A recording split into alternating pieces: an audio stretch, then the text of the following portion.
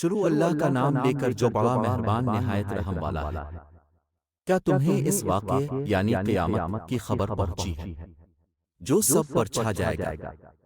بہت سے چہرے اس دن اترے ہوئے ہوں گے، مصیبت جھیلتے ہوئے، تھکن سے چور۔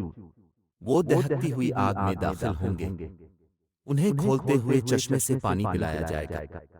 ان کے لیے ایک کانٹے دار جھاڑ کے سوا کوئی کھانا نہیں ہوگا، جو نہ جسم کا وزن بڑھائے گا اور نہ بھوک مٹائے گا۔ بہت سے چہرے اس دن تر و تازہ ہوں گے، دنیا میں یہ اپنی کی ہوئی محنت کی وجہ سے پوری طرح مطمئن عالیشان جنت میں ہوں گے، جس میں وہ کوئی لغو بات نہیں سنیں گے۔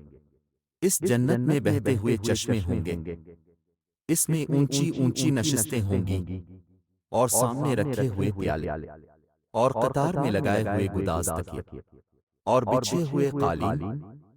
تو کیا یہ لوگ اونٹوں کو نہیں دیکھتے کہ انہیں کیسے پیدا کیا گیا، اور آسمان کو کہ اسے کس طرح بلند کیا گیا، اور پہاڑوں کو کہ انہیں کس طرح گاڑا گیا، اور زمین کو کہ اسے کیسے بچھایا گیا؟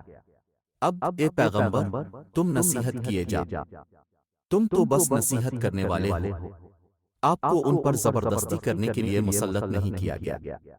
ہاں مگر جو کوئی من موڑے گا اور کفر اختیار کرے گا تو اللہ اس کو بڑا زبردست عذاب دے گا۔ یقین جانو ان سب کو ہمارے پاس ہی لوٹ کر آنا ہے، پھر یقیناً ان کا حساب لینا ہمارے ذمے ہے۔